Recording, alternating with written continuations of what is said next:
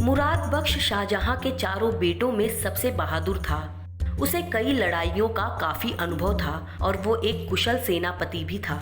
लेकिन वो स्वभाव से काफी उतावला और बिना सोचे समझे काम करने वाला इंसान था।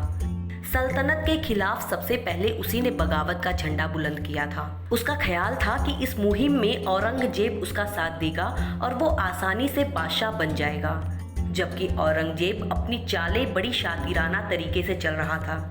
23 दिसंबर 1652 को मुराद औरंगजेब से मिला और दारा के खिलाफ अभियान में उसका सहयोग मांगा। औरंगजेब ने उसे सहयोग देने का वादा करते हुए सब्र से काम लेने को कहा। मुराद वापस बंगाल लौट गया और औरंगजेब के संदेश का इंतजार करने लगा। इधर औरंगजेब अपनी स्थिति मजबूत करने में जुटा रहा। उसने सल्तनत के सभी वफादारों को प्रलोभन देकर अपनी तरह मिला लिया।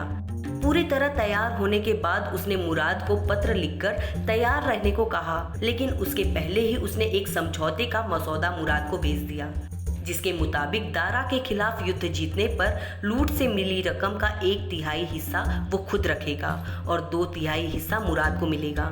सारा साम्राज्य जीतने पर पंजाब, अफगानिस्तान, कश्मीर और सिंध पर मुराद का हक होगा, जबकि हिंदुस्तान के तख्त पर औरंगजेब बैठेगा।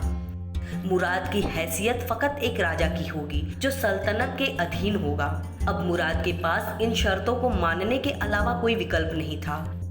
सहमति बनते ही औरंगजेब ने 1658 में मार्च शुरू किया। उनकी रणनीति थी कि मुराद अपनी सेना लेकर नर्मदा के पास मिलेंगे और अगर वहां जसवंत सिंह से मुकाबला होता है तो दोनों मिलकर उसके खिलाफ लड़ेंगे। औरंगजेब और मुराद के इस मार्च की खबर जब आगरा पहुंची तो दारा शिकोह ने इसे खुला बगावत मानते हुए शाही सेना को दोनों के खिलाफ युद्ध के लिए आगरा से रवाना किया।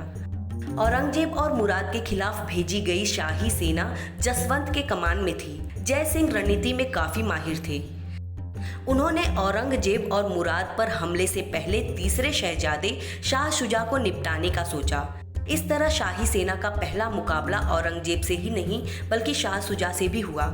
दारा शिकोह की अगली कड़ी में आपको बताएंगे कि कैसे शाही सेना के बिना कड़ा मुकाबला किए शाह शुजा को मात दे दी गई। तब तक आप देखते रहिए हमारा चैनल हिस्ट्री एंड मिस्ट्री।